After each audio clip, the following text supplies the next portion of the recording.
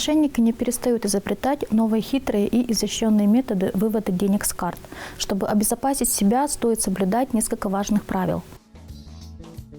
Позаботьтесь о защите карты. Пин-код должны знать только вы. Никому не сообщайте заветные цифры, даже близким.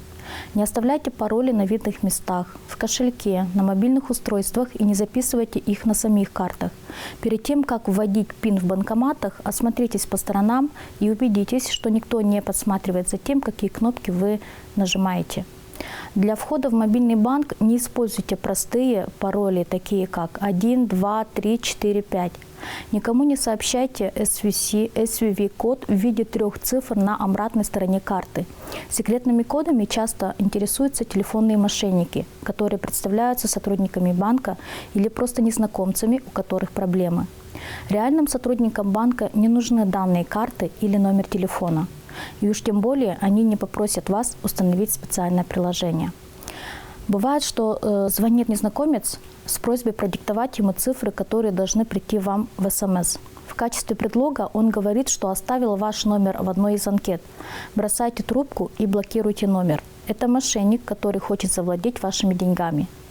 Порой злоумышленники выдают себя за ваших знакомых и предлагают пополнить вашу карту.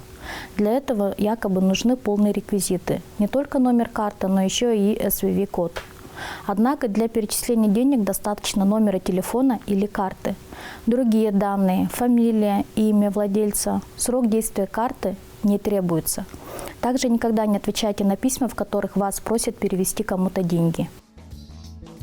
Подключите СМС-оповещение по карте. Так вы сможете быть в курсе обо всех действиях по карте. Например, вам будет видна сумма, которую сняли с карты при оплате товара. Если вам пришла СМС о покупке, которую вы не совершали, то, скорее всего, карта попала в руки мошенникам. В таком случае, как можно быстрее звоните на горячую линию в банк для блокировки карты. Установите надежный антивирус. Сделать это стоит на всех устройствах, включая планшеты и компьютеры. Антивирус защитит их от вредоносных программ, которые не позволяют злоумышленникам выводить чужие деньги. Пользуйтесь надежными сайтами. Мошенники используют двойники популярных сайтов для похищения денег. Например, они создают копию страницы известного банка или онлайн-магазина. Причем так, что ее сложно отличить от оригинала. Если оставить на таких интернет-ресурсах данные карты и ее пароли, то можно лишиться денег. Впрочем, подлинность сайтов помогают проверить интернет-поисковики. Настоящие сайты банков, туристических компаний и онлайн-магазинов имеют специальную отметку – галочку в синем кружке. Если такого значка нет, лучше закрыть подозрительную страницу. Обычно название сайта двойника отличается от названия известного интернет-портала. Различие может состоять из пары букв, но оно есть. Стоит тщательно проверять адресную строку браузера, а лучше сохранять нужный сайт у себя в закладках. Правило 5. Избегайте оплаты покупок с чужих телефонов. Оплачивать товары и услуги или заходить в мобильный банк стоит только со своего телефона или планшета. И обязательно с использованием надежного пароля.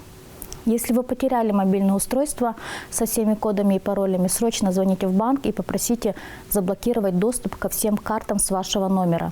И не забудьте поменять логин и пароль в интернет-банке. Не открывайте сомнительные ссылки. Злоумышленники часто присылают на почту или СМС ссылки с программами, крадущими персональные данные. Причем они могут приходить даже из списка ваших контактов в телефоне или в социальных сетях, если их взломали мошенники. Пользуйтесь надежным банком. От того, насколько крупный и надежный банк вы выбрали, зависит многое. Финансовые организации заботятся о безопасности своих клиентов и отслеживают сомнительные переводы, а также регулярно проводят информационные кампании, направленные на повышение осведомленности своих клиентов о безопасной оплате в интернете и мерах защиты данных банковских карт. При выборе банка стоит обратить внимание на размер капитала и кредитные рейтинги, оценивающие его надежность по размеру прибыли, объему активов, числу депозитаров, показателям рентабельности и так далее. Не лишним будет заглянуть в перечень системно значимых банков Российской Федерации, ежегодно формируемый Центральным банком. Первое, что нужно будет сделать, это позвонить в банк и сообщить о выводе денег. Будьте готовы к тому, что вам придется прийти в офис для того, чтобы написать заявление о несанкционированной операции. И помните, что это нужно сделать срочно. Сообщить в банк о выводе денег не позднее следующего дня после того, как это произошло. И в заключение. Чтобы защитить себя от мошенников, нужно проверять все детали и не торопиться. Лучше позвонить в банк и проконсультироваться с сотрудником о дальнейших действиях.